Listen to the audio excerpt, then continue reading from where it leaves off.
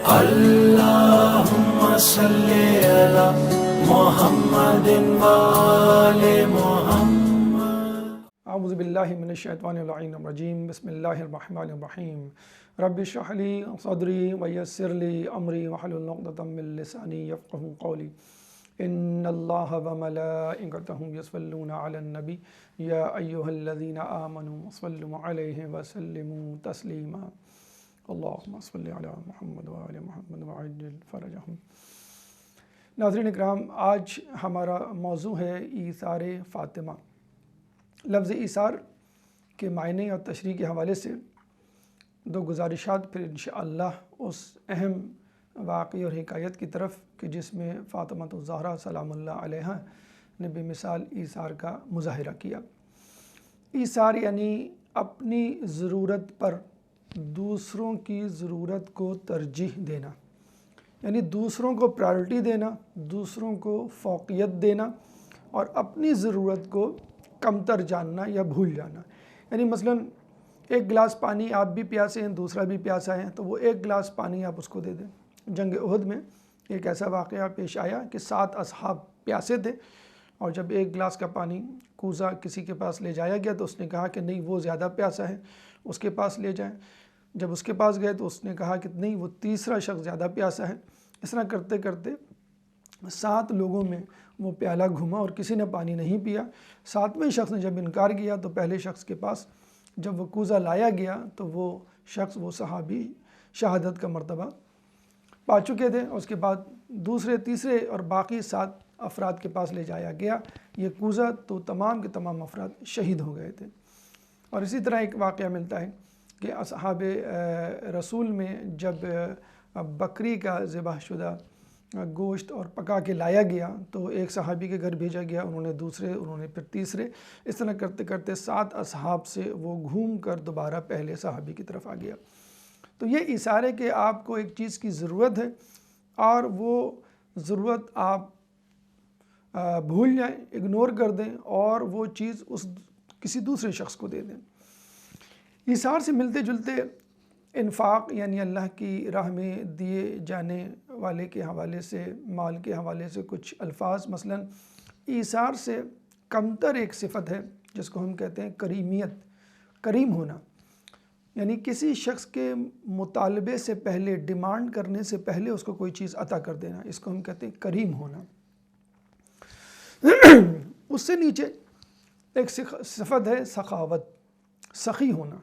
یعنی جو چیز مانگی جائے اس کے مانگنے سے زیادہ، مطالبے سے زیادہ ادا کرنا. کسی نے 100 روپے مانگے تو آپ نے 200 روپے دے دیے، ایک لباس مانگا تو آپ نے 2 لباس دے دیے. مولا علی سے جب کہا گیا کہ حاتم طائی کے بارے میں سنا ہے کہ اگر کوئی شخص حاتم طائی سے 40 دروازوں سے مانگنے آتا تو وہ 40 دروازوں سے اس کے اوپر سخاوت کرتا. تو مولا علی نے جواب دیا، میں ایک دروازے سے آنے والے شخص پر اتنی سخاوت کرتا ہوں کہ اس کو دوسرے دروازے سے آنے کی نوبت ہی نہیں آتی. اس کے بعد یہ تینوں صفات انفاق کے دائرے میں آتی ہیں. یعنی بلند ترین صفت انفاق اللہ کی راہ میں خرچ کرنا جسے کہتے ہیں ایثار ہے. اس کے بعد کریمیت، کریم ہونا، اور اس کے بعد سخاوت یا سخی ہونا.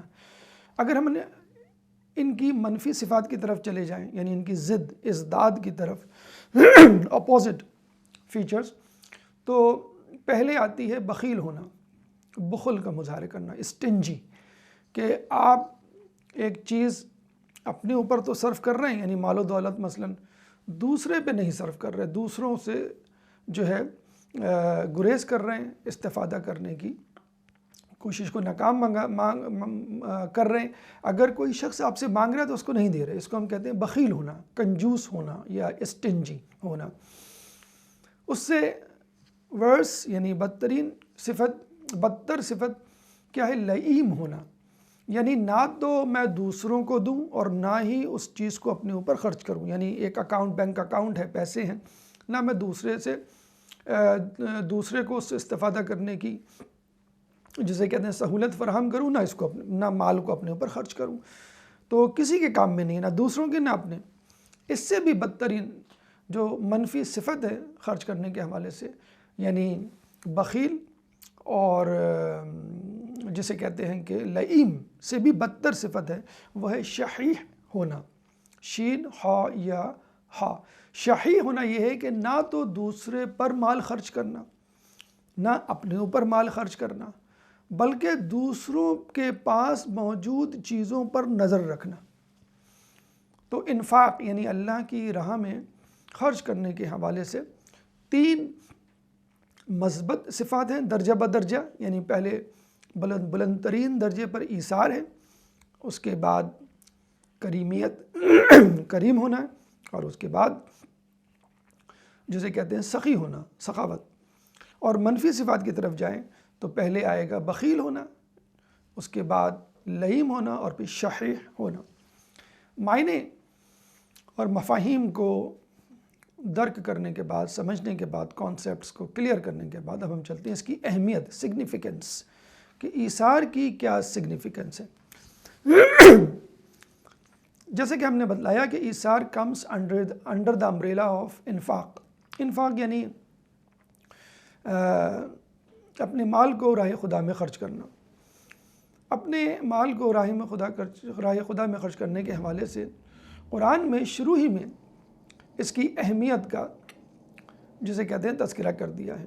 سورہ فاتحہ ایک سورہ ہے جو شروع میں ہے لیکن ایک دعا ہے۔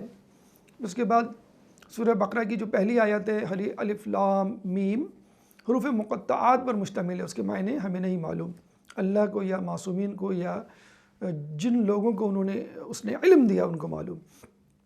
جو پہلی پراپر آیت ہے جو ہمیں مخاطب کرتی ہے اور اس کتاب کے حوالے سے گائیڈ لائن فراہم کرتی ہے، ذَلِكَ الْكِتَابُ لَا رَيْبَ فِيهِ هُدًى لِّلْمُتَّقِينَ الَّذِينَ يُؤْمِنُونَ بِالْغَيْبِ وَيُقِيمُونَ الصَّلَاةَ وَمِمَّا رَزَقْنَاهُمْ يُنْفِقُونَ۔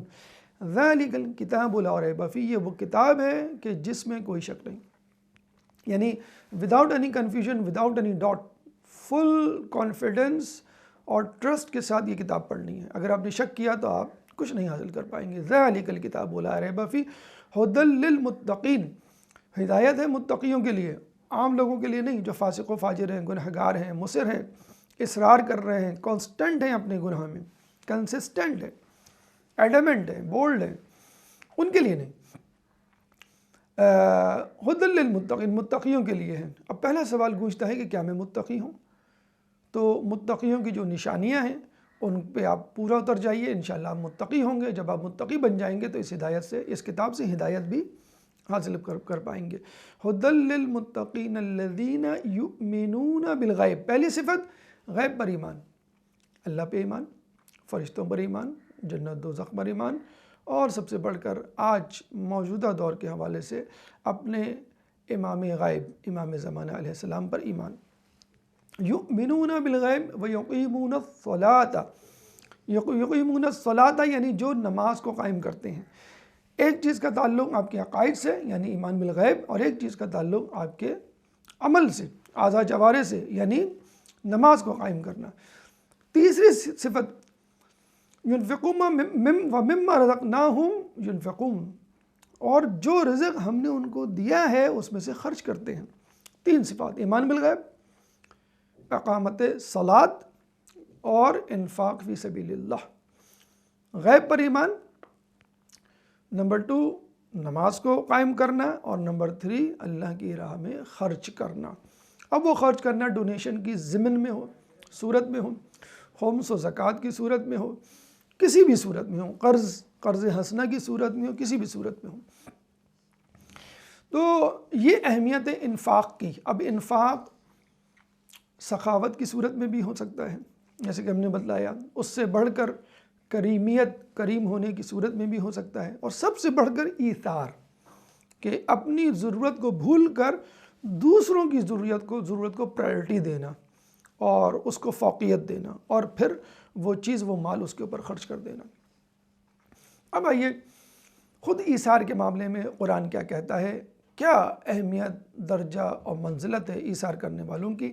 ایثار کرنے والوں کو اللہ تعالیٰ نے بلند ترین کیٹیگری میں رکھا ہے، مومنین کی بلند ترین صفات میں شمار کیا ہے۔ سورہ حشر آیت نمبر 9، سورہ حشر قرآن کا 59واں سورہ ہے، چیپٹر 59 ورس نمبر 9 میں اللہ تعالیٰ فرماتا ہے وَيُؤْثِرُونَ عَلَىٰ أَنفُسِهِمْ وَلَوْ كَانَ بِهِمْ خِصَاصَةٌ کہ وہ اپنے نفوس پر،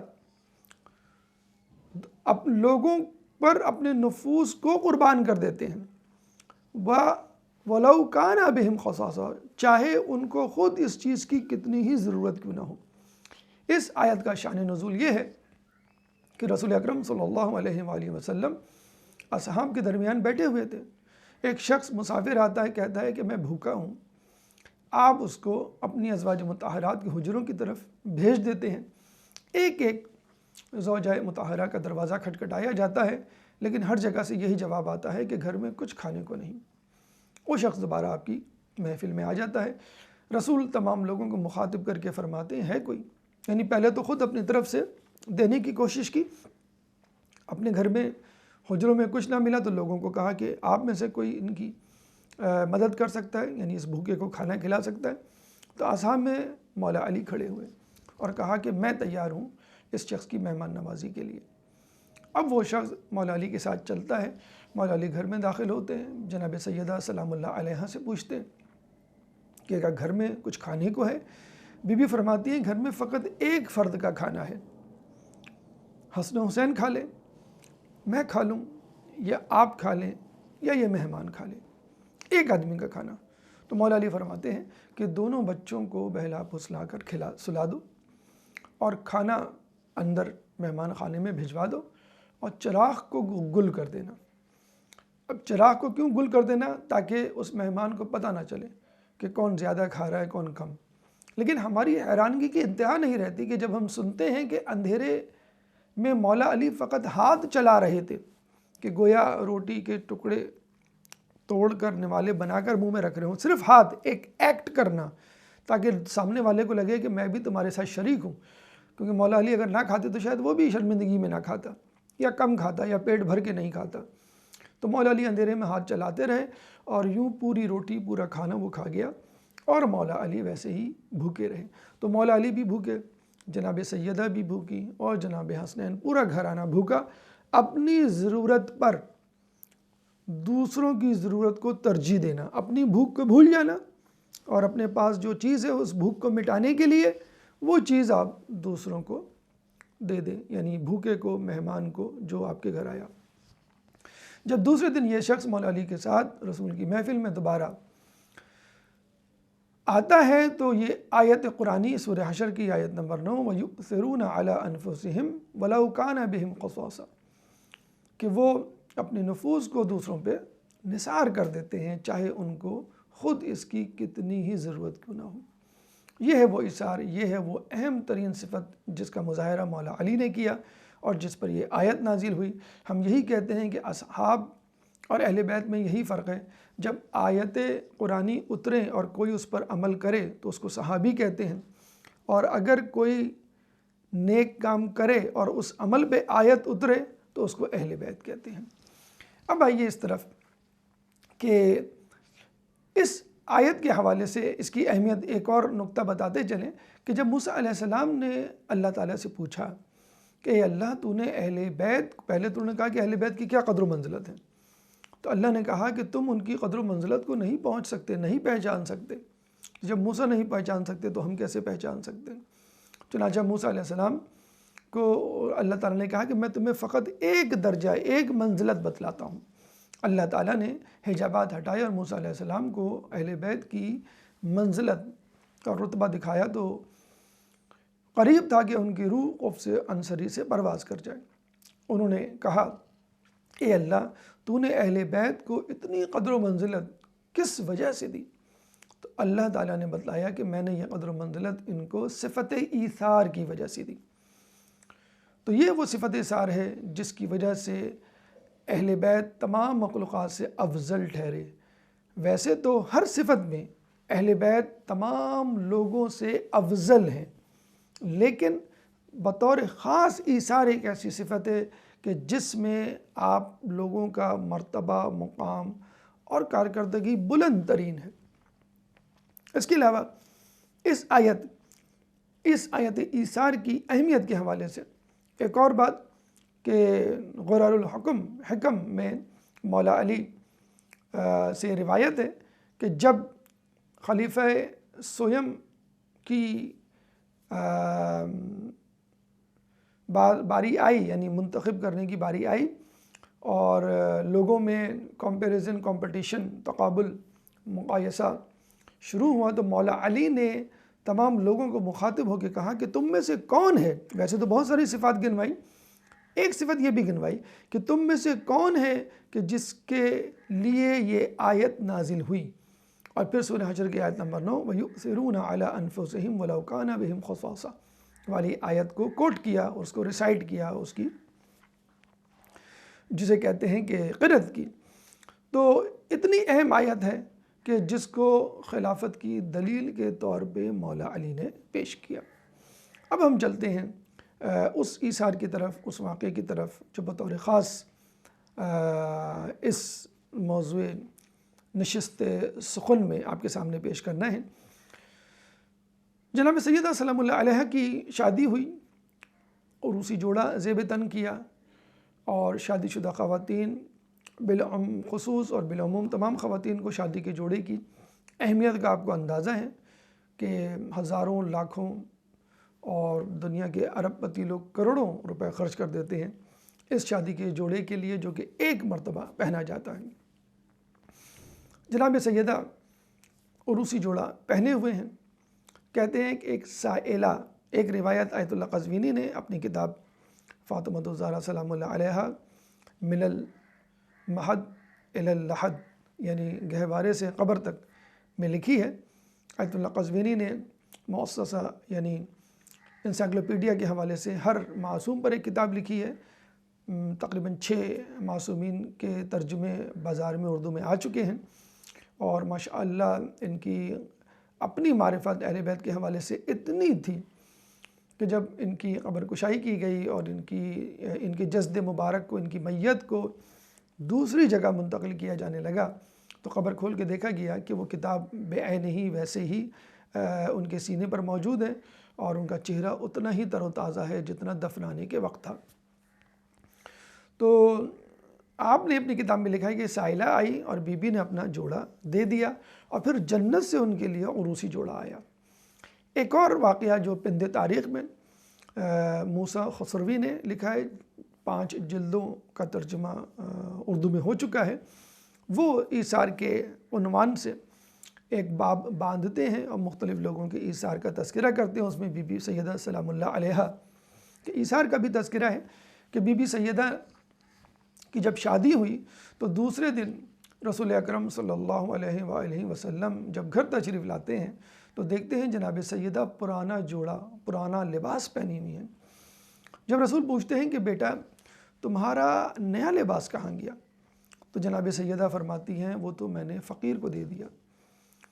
رسول فرماتے ہیں کہ بیٹی تم اپنا پرانا لباس فقیر کو دے دیتی اور نیا لباس رکھ لیتی۔ تو بی بی نے فرمایا آپ ہی نے تو کہا تھا کہ جو چیز صدقے میں دی جاتی ہے وہ باقی رہتی ہے، اور جو چیز استعمال ہو جاتی ہے وہ خرچ ہو جاتی ہے، یعنی دنیا میں عارضی طور پر رہتی ہے اور خرچ ہو جاتی ہے۔ رسول اللہ نے کہا وہ تو ٹھیک ہے بیٹی، لیکن اگر تم نیا جوڑا پہنتی تو علی تم کو دیکھ کے خوش ہوتے۔ پھر جناب سیدہ نے عرض کی بابا میں آپ کی برابری تو نہیں کر سکتی، لیکن آپ کی اتباع تو کر سکتی ہوں۔ اور یہ ایک اہم پیغام ہے ہم اہل بیت کے چاہنے والوں کے لیے، جو ہم ہر نیکی کو یہ کہہ کر چھوڑ دیتے ہیں کہ ہم کہاں وہ کہاں، یعنی ان کی قدر و منزلت کہاں ہم کہاں، وہ معصوم ہم غیر معصوم۔ تو آپ کو برابری کرنے کا کوئی نہیں کہہ رہا، نہ ایثار میں، نہ عبادت میں، نہ سخاوت میں، نہ بہادری میں، نہ علم میں، معرفت میں، آپ کو اتباع کرنے کا کہا جا رہا ہے۔ جیسے خود بی بی سیدہ نے کہا کہ میں آپ کی برابری نہیں کر سکتی، ہاں آپ کی اتباع تو کر سکتی ہوں۔ پھر بی بی سیدہ نے وہ واقعہ سنایا کہ جب مکے میں قحط پڑا اور آپ نے میری ماں ملکۃ العرب جناب سیدہ خدیجۃ الکبریٰ سلام اللہ علیہا کی مال و دولت سے مکے میں اناج خریدا اور مکے کے غریب لوگوں کو تقسیم کیا۔ جب وہ سارا اناج تقسیم ہو گیا، مال ختم ہو گیا، تو ایک غریب آپ کے پاس آیا اور اس نے کہا مجھے بھی مال دو۔ تو آپ نے کہا میں تو مجھے بھی اناج دو. تو آپ نے کہا میرا اب سارا اناج ختم ہو چکا ہے, تمہیں دیر ہو گئی. اس نے کہا نہیں, میں تو کچھ لیے بغیر نہیں جاؤں گا. اور یہ کہہ کر اس نے آپ کی آپ کی قمیص کو پکڑا, کھینچا. تو رسول اللہ نے اپنی قمیص جس کو اس نے پکڑ کے کھینچا اتار کے اس کو دے دیا. اور یہ کہا جاتا ہے کہ آپ چادر پہن کر, ایک روایت میں تو ہے اناج کا تھیلا پہن کر آپ گھر تشریف لائے. تو یہ دیکھیں رسول اللہ کی ایثار کی بلندی. اگر ہمارے کپڑے کا, ہماری قمیص کا رنگ اتر جائے, ہم گھر سے باہر نہیں جاتے.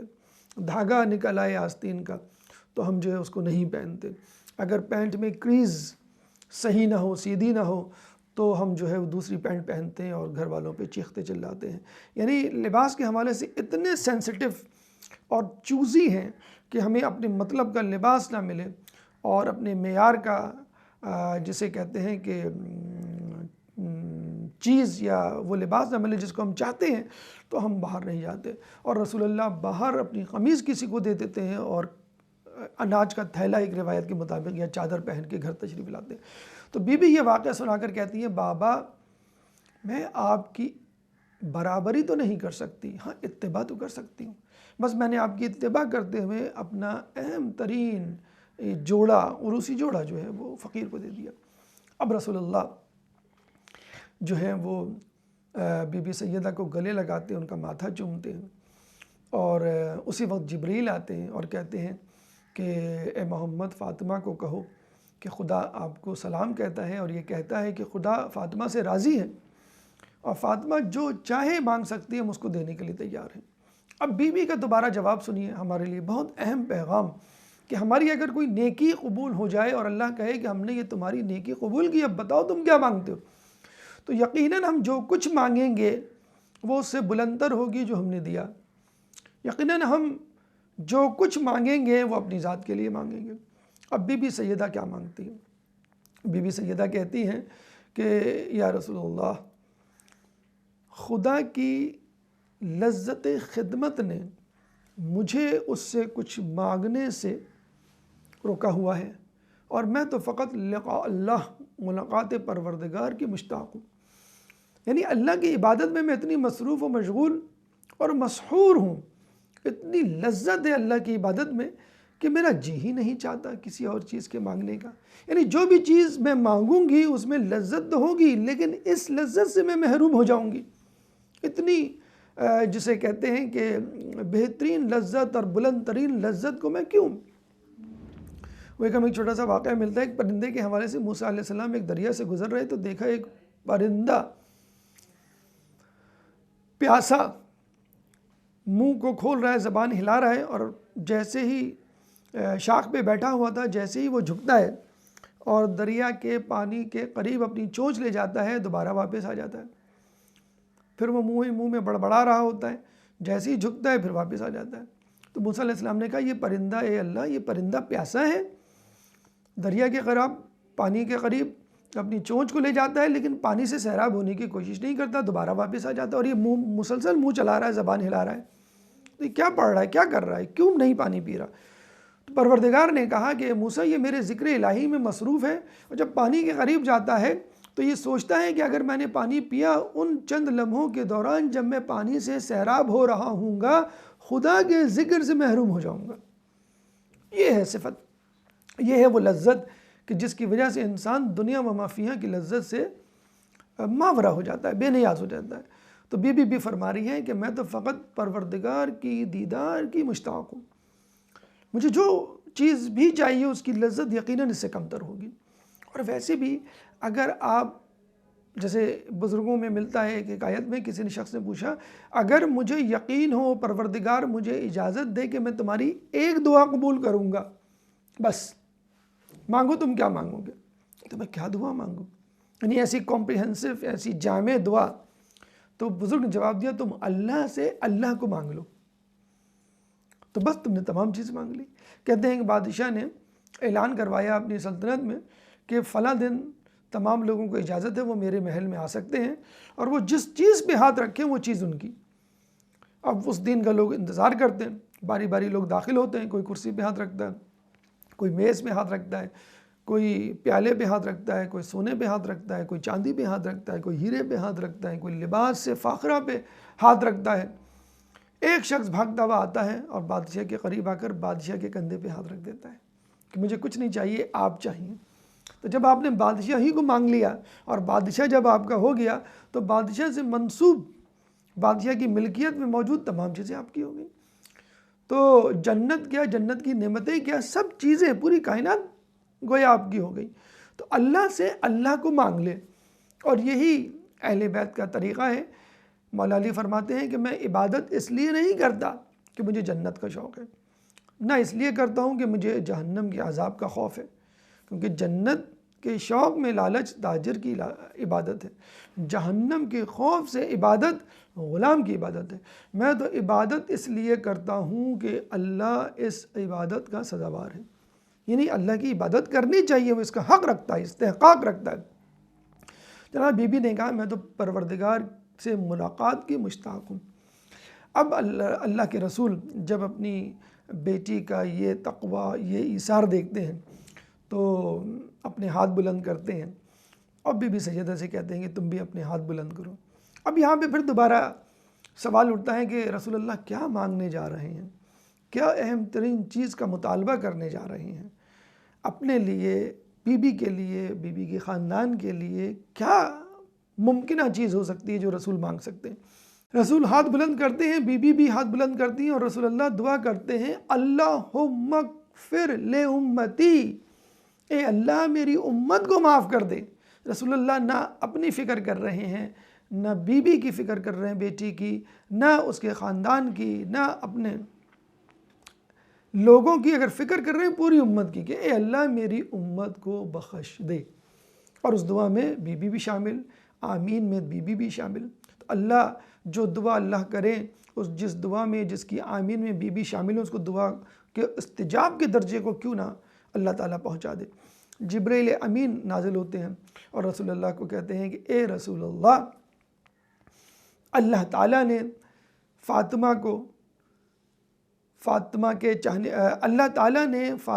کے چاہنے والوں کو، فاطمہ کے شوہر کے چاہنے والوں کو، اور فاطمہ کے بیٹوں کے چاہنے والوں کو معاف کر دیا۔ یعنی جناب سیدہ، مولا علی، جناب حسنین تو بہت دور کی بات، ان لوگوں کو معاف کر دیا۔ اور انداز معاف کرنے کا کیا ہے؟ جناب سیدہ کے چاہنے والے، جناب سیدہ کے شوہر کے چاہنے والے، جناب سیدہ کی اولاد کے چاہنے والے، یہ نہیں کہا جناب سیدہ کے چاہنے والے، مولا علی کے چاہنے والے، یا جناب شہزادہ حسن و حسین کے چاہنے والے۔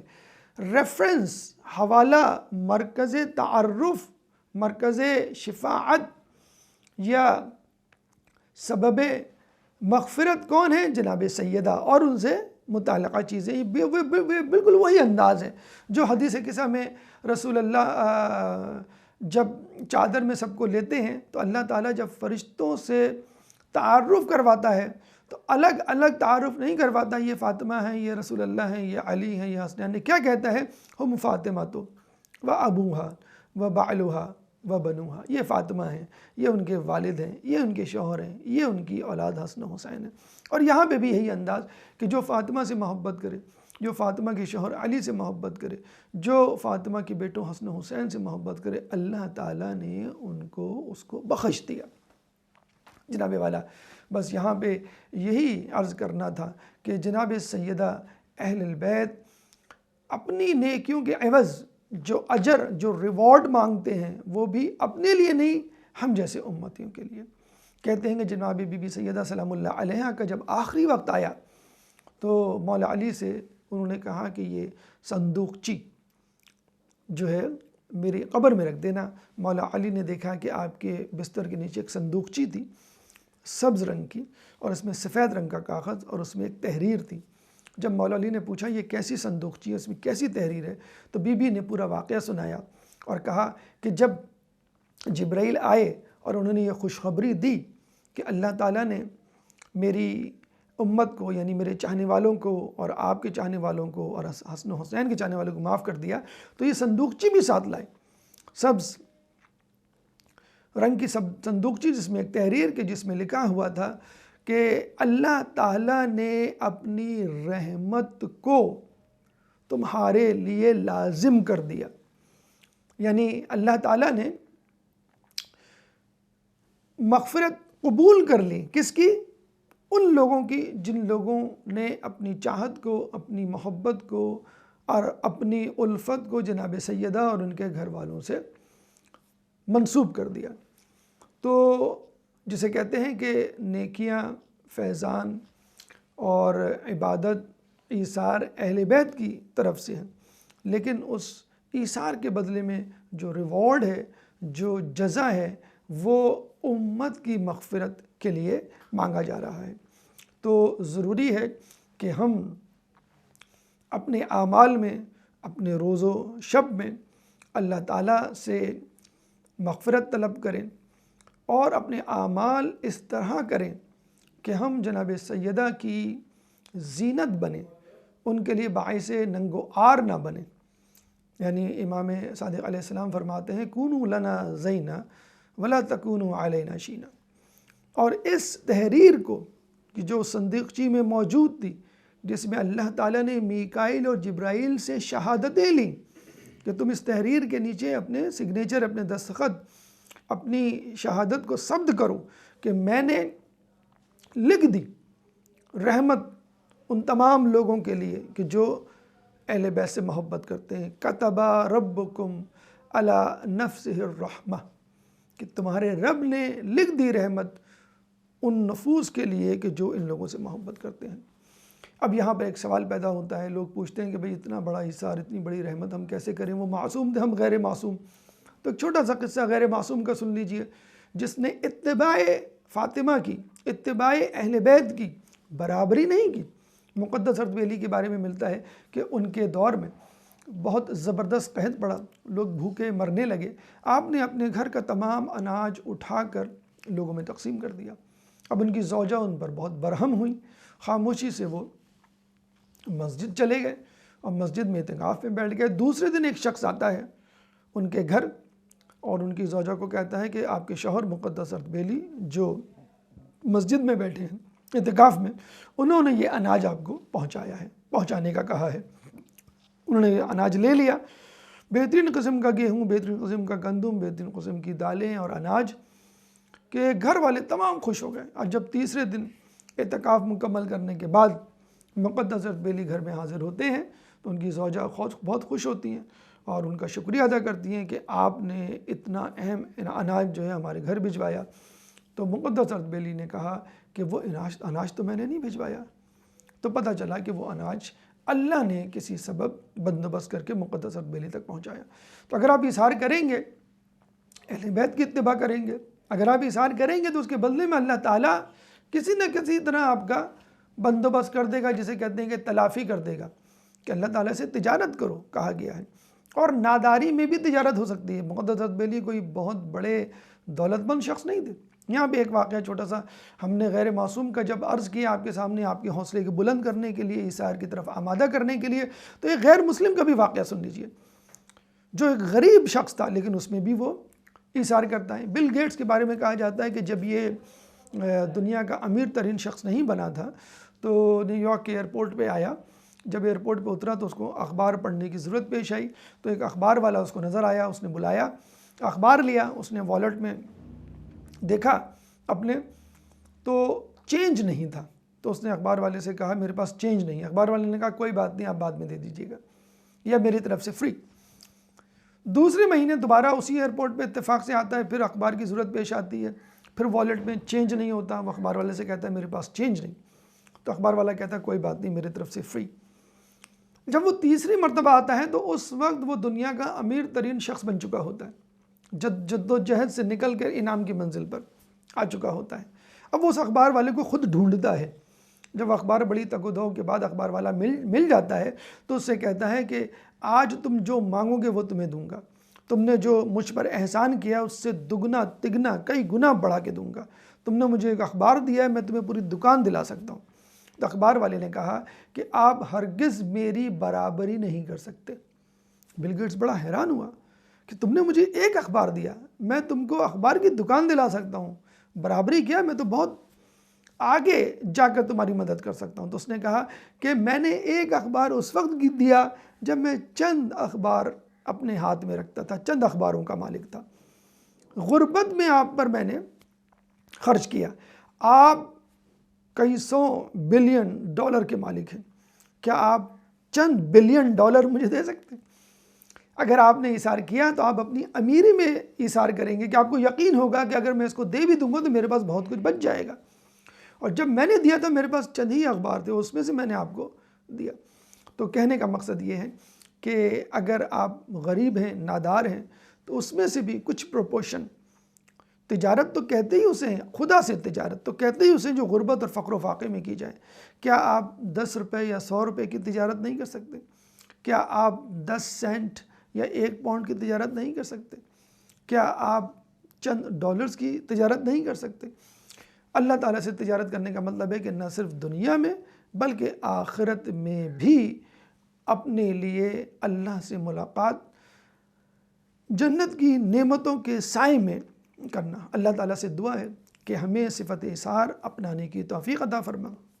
اللہ تعالیٰ سے دعا ہے کہ ہمیں سخی اور کریم بننے کی توفیق عطا فرما۔ اللہ تعالیٰ سے دعا ہے کہ انفاق فی سبیل اللہ کرنے کی توفیق عطا فرما۔ جو لوگ پریشان حال ہیں ان کی پریشانی کو دور فرما۔ اے پروردگار، جو مقروض ہیں ان سے ان کے قرضوں کو ادا فرما۔ جو بے روزگار ہیں ان کو رزق حلال عطا فرما۔ جو با روزگار ہیں ان کو ان کے رزق میں برکت عطا فرما۔ جو زندان میں ہیں انہیں رہائی عطا فرما۔ جو سفر میں ہیں ان کو منزل عطا فرما۔ جو گمشدہ ہیں ان کو ان کے پیاروں سے ملا۔ دنیا میں جہاں جہاں مسلمان ظلم و ستم کا نشانہ بنے ہوئے ان سے ظلم و ستم کو دور فرما۔ کرونا اور اس جیسی دوسری بیماریوں سے مومنین حضرات کو بالخصوص اور تمام انسانوں کو بالعموم محفوظ فرما۔ ربنا تقبل منا انک انت السمیع العلیم وتب علینا انک انت التواب الرحیم برحمتک یا ارحم الراحمین۔ اللہم صلی علی محمد و آل محمد۔